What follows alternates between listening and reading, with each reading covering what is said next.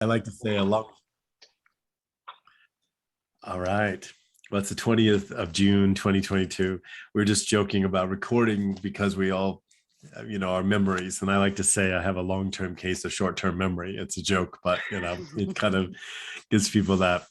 Um, so I was just going to share a couple of things, like, top list of things that I've learned in working with community and also volunteer groups, because there's a really special thing that's different in a volunteer group. When I first started my first nonprofit, my mentor had said, as a president of the nonprofit, she said, you probably think that, you need to be working on tasks and making sure people are doing things and doing what they said and this and that. And she said, that's not been my experience at all. My experience is when you do your one-on-ones with the people on your board, the approach that makes the most sense is to say, are you having fun? Is this enjoyable and generative for you? Because if it's anything except yes, they won't be there very long. And that principle really applies also in a volunteer environment for community too.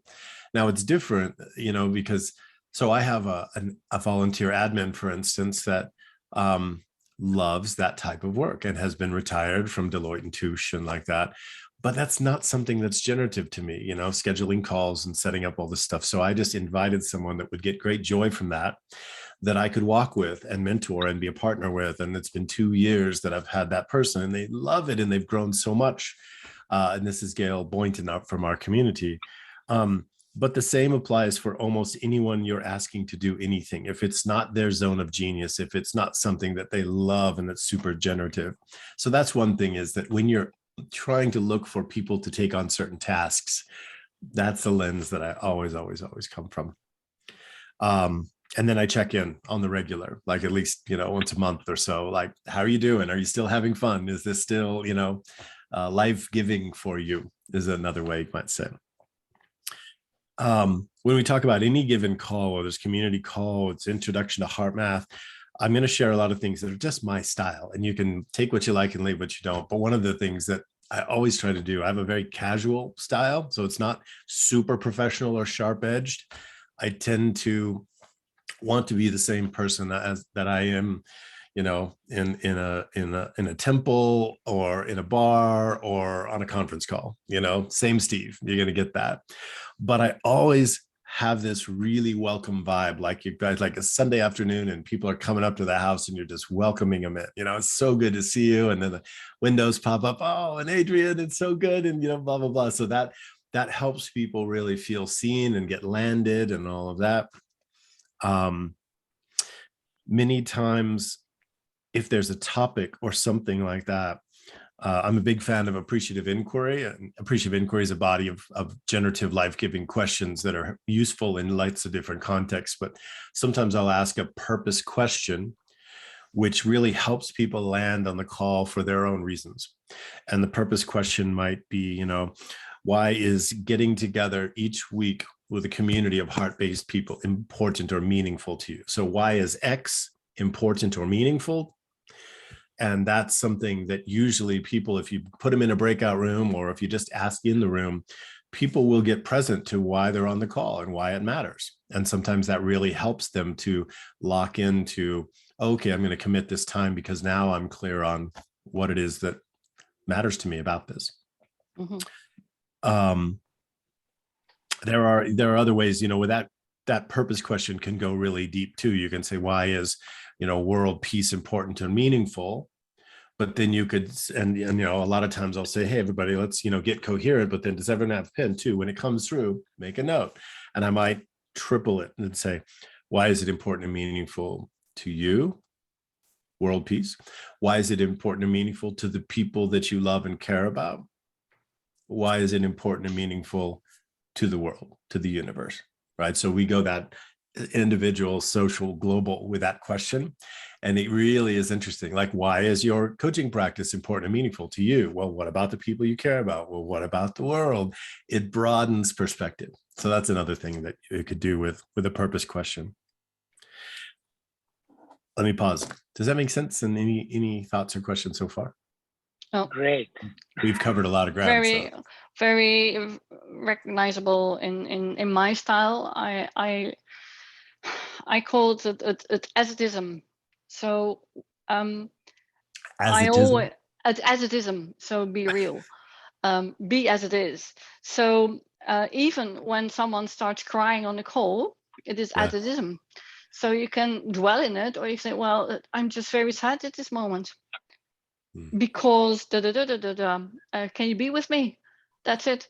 Um, um, so without going into the drama, if you feel a certain way, you feel it, and so do others on those calls. So it's the acknowledgement of as it is. I love that. I love that term. I'd love to use it if you're cool with that. I Uh, don't know if it's completely correct English grammar, but everybody understands what it is. For authenticity is as it is. Just do it as it is, and don't yeah, pretend. The main thing is don't pretend, because you will be picked up as fake. So don't. yeah, Like you said yeah. on the call when we met Steve, whichever on that call, he said, "Oh, can you please look in because I don't feel very grounded yet." That is as it is, and someone takes over, and then you have the community sort of holding each other, hold each other's back, Mhm. and make it happen. Yeah, just With like hard math professionals, it's important, very much important. very true. And there is a small pivot between meeting with a group of heart math professionals and those that are new to it of Mm, how I might introduce or at what point I might yeah, bring in a technique yeah. or things like that. Um, I'll share with you that there's an idea called a check-in round that you've probably heard of, and it looks you can look a million ways and be right in every incarnation.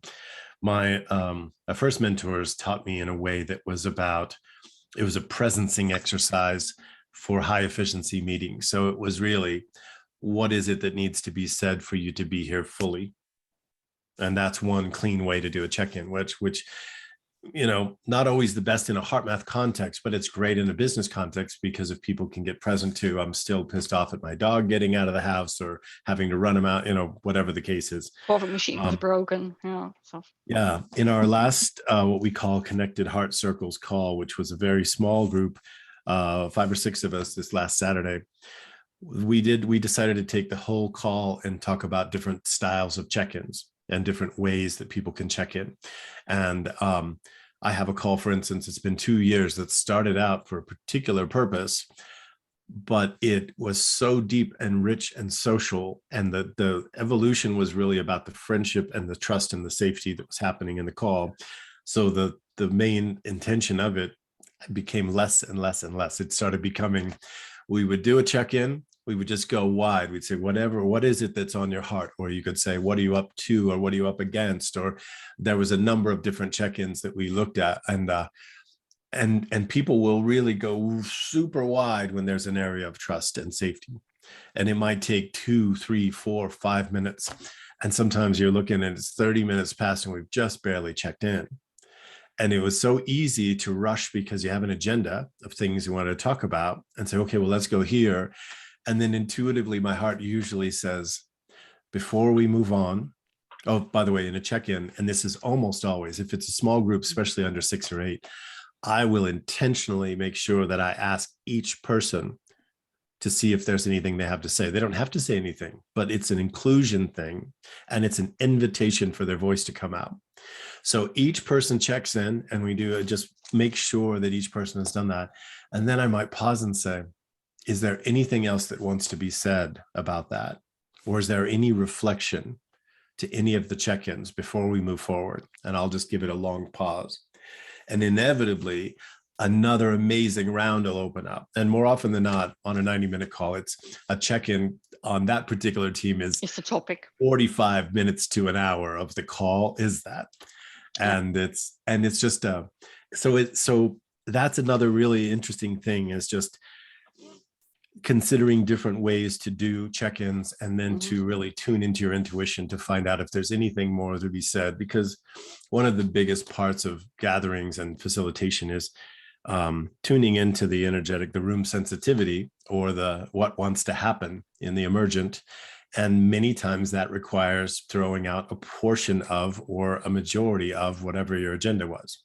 So I like to design tight for a call, but then hang super loose so that I just throw out anything that doesn't, Well, doesn't what I fit. hear, you're not attached. Yeah, So totally. one of the check-ins I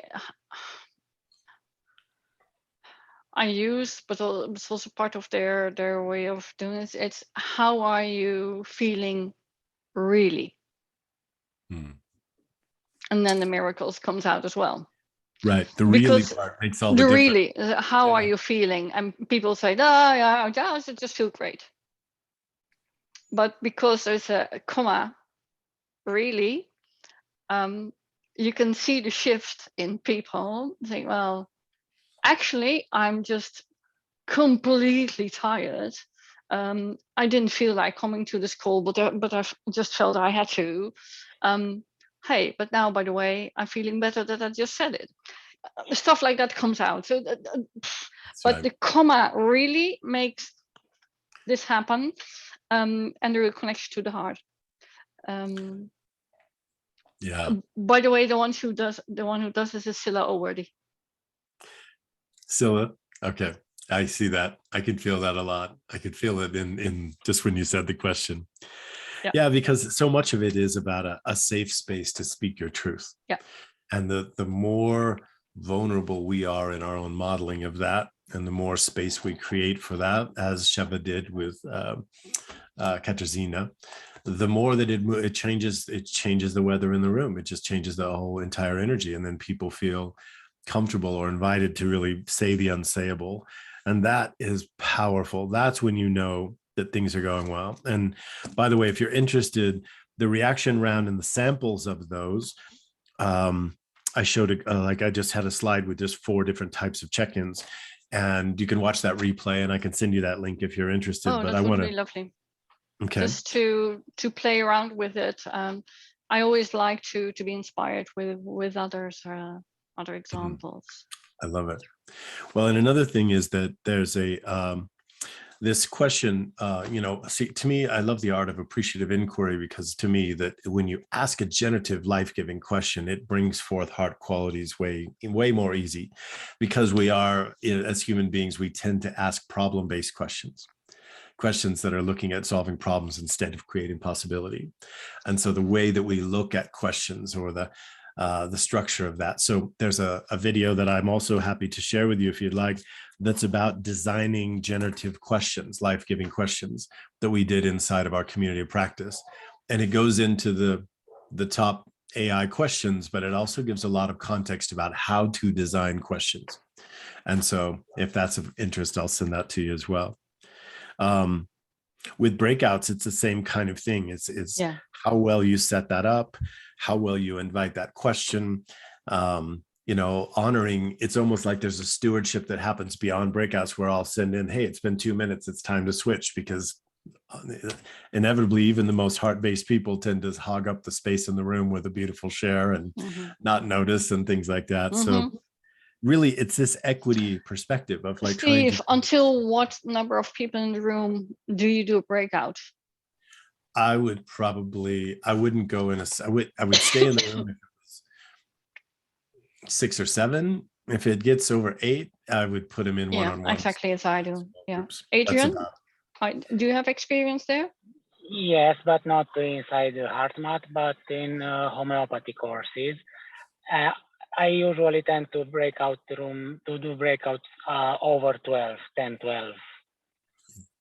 Because in 10 people, at least in my courses, some of the people are without cameras and no sound, and in breakout rooms they occupy space without giving anything. So yeah, makes sense. Yeah. My number is 8 as well. It's good to know. Just tick box. I will be conscious of the time, my dears, because it's 2 to the top of the hour. Yes. Is there anything what needs to be said, or do we want to have another call? What's there? Why don't, if you are all able to maybe go 5 minutes over, I'll just briefly share the last two, and then we can determine next steps, because Good. I'd really like to see this, this team kind of have more people invited and show up, and whether I can make it. I also don't want it to be in the way. I wanted to just share some of the things I'm learning. I think that having a format is helpful if and you already drew out a really nice format, and that's beautiful, and that's a great way to do it. If it's helpful, I can share with you a little bit of an experiential format as a template that we talk about, like how we open, and then doing the lock-in, and then the breakout or the generative question, and then the middle where you can go into content, and then I always close with appreciation. And if you can bring some of the practical application to the street at the end or things like that. So that's it. Sometimes it's nice to have a template, especially if you're rotating leadership, because then each person will bring their own style to it. But also it's not necessary. It's just one of those things that is helpful. But rotating it's good leadership, to have it in the draw for rotation, because not everybody might be experienced or attracted to free flowing. Some people feel easier coherent with a structure at the back. And that's fine. And even if you just decide, hey, I'll use it like light scaffolding, but then, if it goes somewhere else, that's totally cool. But I always know where we want to come back to at the end to take at least 5 minutes to hear some voices and what opened up. And let's see, Adrian, modeling.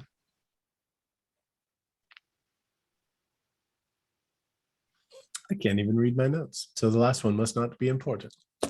So those were just some things that I wanted to share. I will send those 3 links as a replay to the 3 of you. They're usually just inside of the community of practice, but I wanted to see if they're helpful.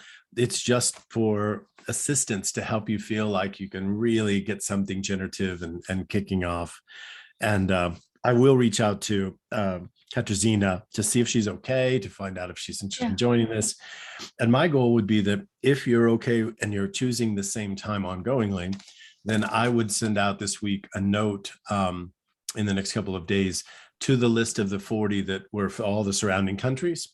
And I could also post that note and share that with the alliance partners that are in Germany and Benelux and the UK, Ireland, because they're in your time zone and they may want to jump into that as well. And then, do you have Marianne from Denmark as well, Steve? You know her. I do know Marianne. Well, she was very interested. She likes to extend, but she's waiting until we settled. She has been my heart buddy for a while. She's really cool. Yes, I would love that. And so if you are at a place where then that you're going to do it, then all I would ask is if you could send the Zoom details. In addition to the link, if you're able to put in the local European numbers so that anyone that can't get on by computer but could come in that way, then I'll send that out along with a couple of updates, because they have now finished the translation to Russian and Ukrainian for that program. Jarina and I are working on that facilitation guide. She's working on that and some other things. So I'll just loop it into an update and let them know how excited I am that you've started this, and then we can see how that goes and what your attendance is like next week. And next week's not the 4th of July here. It's the following. No, it's 27. So I may be able to join next week, but I really don't want to get in the way. I want this to be your thing and have you guys be the guides and the Sherpas of this conversation, So I think it's wonderful that you made it at a time at 7 that works. But if making it earlier in the day, even if that doesn't work for people in the West, we've been searching for a timing. So it's my 7, it's Adrian's 8. It will be 6 in UK. So it's sort of around, and just depends. Do you have a working job or do you have a family? We picked this time not later because I'm not at my best very later in the evenings. So that will be fine. So we can just stick to this. Is Monday a good day, or is it? Do you have any experience there in your setting up group, Steve? If Monday is a good day, or do we need to have a Tuesday or whatever. You know what? I don't have much to say about that other than I do have an 8 a.m. or a 9 a.m. lock-in that I get on with members of the HeartMath team on Mondays. And so to me, if it's important, people will make the time for it. If you find that you do get the feedback and you get asked on the call, would Tuesday be better? Then, you might get an overwhelming yes, and then you could just move it a day. But I'd say it's fine to start there. It's a nice way to end the first day of the week. Well, let's see. Well, that's what we said. Just start the week or end the week. That's where we have been balancing with. Just give a boost to the week through the weekend to the week, or start a week and boost the week. Okay. Just see what's happening there, and just open it up to the other HeartMath professionals to see what's going on, and just see what's happening, what the field requires, and what we can do. We can use this link. I think that's easy. Adrian has the same professional link, so we can switch. And otherwise, I can make people log in to my thing, so we don't have to shift links all the time. So let's see. That sounds really good. Now, I don't know if either of you are comfortable with, but sometimes sending out a calendar invitation really increases your odds of people being there, because they will put it on the calendar versus just an email with a link. Then someone has to self-initiate putting it on the calendar. Then we have to know the email addresses. Then you have to what? Have the email addresses, otherwise I can't send the date invite through. That's true. That's true. So that's why we have been waiting so far. So what I'll do is when I send that out, I'll let them know to send the email to, should be the two of you or the three of you and Cheryl. The two of us, because Cheryl is on holiday. If we start, and then we can just start weaving and just see. Naturally, in my experience, we will see the will form a core team with a regular base without attachment, and just see what happens, and then the rest will follow, usually, because not everybody wants to initiate, just like to be. Everything is fine. Exactly. Oh, that's wonderful. Yeah, because if people do reach out to you, say, I'm interested, we can, and I can, for a couple of weeks, send that reminder. If you only got one or two people that said yes, I can at least send that weekly to say, by the way, the team is meeting and blah, blah, blah, just to honor the lists and not providing lists, all of that stuff. But if you end up, let's set an intention that you have this beautiful draw of a great group of people that are excited to join. And now I know to join an hour later, which makes it even easier for me. So 10 a.m. my time. And I'll set an intention to be with you next week, just to add energetic support and heart. And I'll get that communication out in a couple of days. And Nienke, if you can go into whatever this meeting is scheduled as and grab the phone details, I'll include that too for anyone that wants to just call in. That would be wonderful. I will just add the European countries and UK, Ireland. I love that. And by the way, just on behalf of the HeartMath family and the team and the executive staff and just everybody that has heard about what you two have been putting together and, and wanting to create, is so grateful and so inspired to know that the spark, wants to go somewhere, and to see what happens with this, and to bring that back in and showcase the beautiful, positivity that's happening for whatever opens up. Just know that let's just stay in the interaction, and we'll flex with whatever opens up. But I have so much appreciation for both of you, and for Cheryl, and for all those that offered to help put it together. But you two have been the ones that are committing and getting on the calls and saying, hey, let's talk about the ideas. And it takes a special something to want to take that on. And it means so much to me. So thank you both so much. Thank you, Tutti, because it was your initiative at first. Exactly. So it's good to be connected and take the torch and take the lantern and start continue spreading in the way we can. So that's a helpful and hopeful thing for many people who don't know yet what's possible. Exactly. And it's such an important place and time. And so, as I'm really feel the distance sometimes, being so far away from what's happening in Ukraine, and I tune in every few days, and it's so challenging to watch and to be present to, and to think about the normalcy of life that goes on around here. After a few months, it tends to fade away, and you forget about people still in it every day. And so it really, really important. And so whatever I can do to assist, or if you have any questions or anything that you can think of that I can be helpful with, please do reach out. Okay. Yes, I will. And I just will add a tiny phrase. 2 days ago or 3 days ago, I heard my TED Talk is out. You say what? My TED Talk is out. I did a TEDx talk. Oh, wow. Amazing. And my idea with spreading is, well, it's good to connect the brain with TEDx, but how about connect with the heart first? So that's out. It's allowed. So the heart is in there. Would you So be kind enough I will to send the link. That would be wonderful. Great. I would love to. Great. I would And love just to share spread that. it out if you like it. It's part because I coach so many people for TEDx, and then I was asked, so I had 4 weeks, 5 weeks to get this done.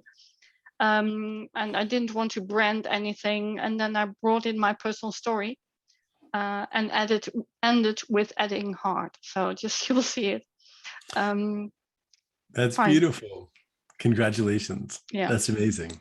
No attachment to it, and it's out. Thank you. I Yeah. hardly wait to see you.